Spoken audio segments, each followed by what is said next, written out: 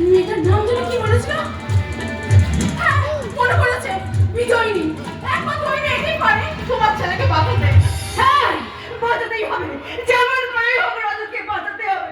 আমি জানি অন্যায় করেছি, তোমার মায়ের মন, এটা আমি কিছুতেই মানতে পারছি না। আমি তোমার কষ্ট বুঝতে পারছি দিদি। অযোধ্যাতে রাত কাটাচ্ছি, এটা মা হয়ে আমি কি করে মেনে নেবো? এই তো ঠাকুর কথা মতো তোর দাদাকে না জানিয়ে তোকে নিয়ে আমি এই বস্তিতে যেমন করেই হোক রাজুকে বাঁচাতে হবে। প্রয়োজনে আমি ওই ভাইকে পায়ে ধরবো। বিজয়িনী, বিজয়িনী, বিজয়িনী। আপনারা কারা? আমরা গোসালবাড়ি থেকে আসছি। বিজয়িনী তো এখানেই থাকে। কিন্তু বিজয়িনীকে কি দরকার? দরকারটা আমি ওকেই বলবো, ওকে একবার ডাকুন না। ও বাড়িতে নেই। আপনাদের যা বলার আমাকে বলতে পারেন। আসলে আসলে রজত আমার ছেলে। ও তাই বলুন, গুণধর সন্তানের মা আপনি? এবার বলুন তো এখানে কি করতে এসেছেন? না মানে বুঝতেই তো পারছি, এই ঘটনার পর থেকে বাড়ির সকলে ভেঙে পড়েছে। এমনকি ওর বাবা তো না ঘর সব ছেড়ে দিয়েছে। আমি জানি অন্যায় করেছে, তবু আমরা এসেছি বিজয়িনীকে অনুরোধ করতে। ও যদি এই কেসটা উইথড্র করে নেয়। আসলে সবাই তোর কথা শোনে। আপনি? না না, এর জন্য আমরা দীপালিকে অনেক টাকা দেব। বাহ, চমৎকার! হাতে টাকা নিয়ে এসেছেন গরিবের সম্মান কিনতে দেখছি।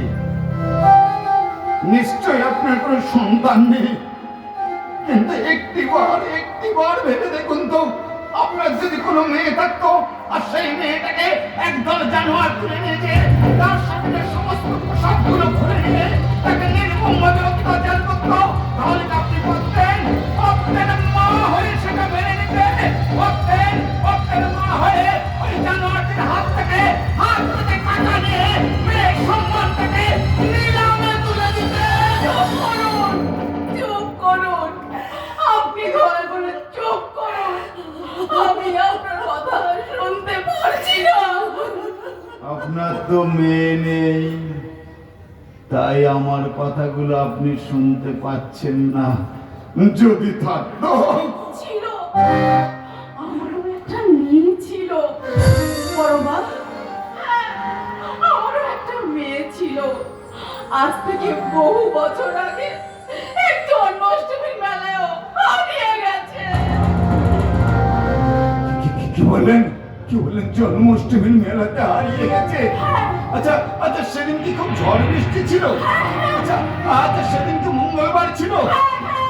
কিন্তু আপনি দেখুন তো, দেখুন এই লকেটটা প্রমাণ করে দেখুন।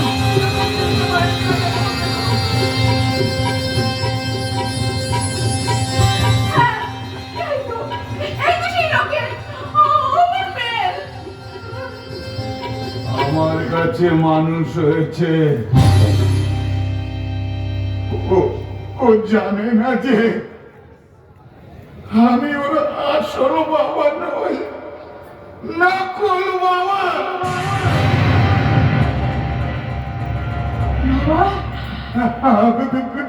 বিজয়িনী,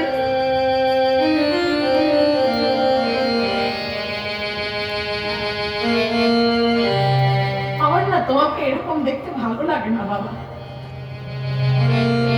আমি একটা কথা মনে প্রাণে বিশ্বাস করি বাবা, তুমি না আর পাঁচজনের মতো নও। তুমি কখনো মিথ্যে বলতে পারো না। কিন্তু কি করছো বাবা এটা?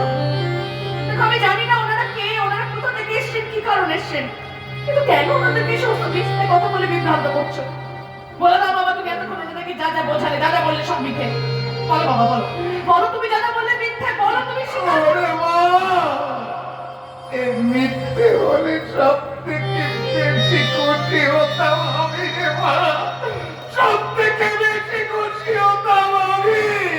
কিন্তু সত্যটা যে একদিন না একদিন প্রকাশ পাবে। আপনি? আমি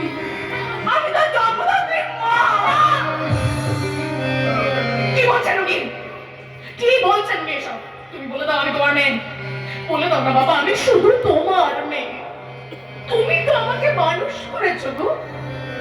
তুমি আমাকে ছোট থেকে বড় করেছো। সহজ পাঠের প্রথম পাঠ সেও তো তুমি শিখিয়েছো বাবা।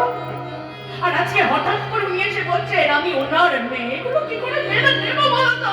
মানতে হবে রে মা, মানতে হবে। ওরে মা, এটাই যে বাস্তব। মানি না, তোমার এই বাস্তব মানি না।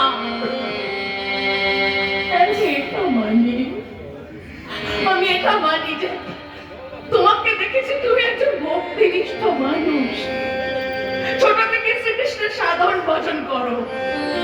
তুমি আমায় গল্প শোনাতে কৃষ্ণ ঠাকুরের, বলতে কৃষ্ণ ঠাকুরের জীবনে এরকম ঘটেছিল।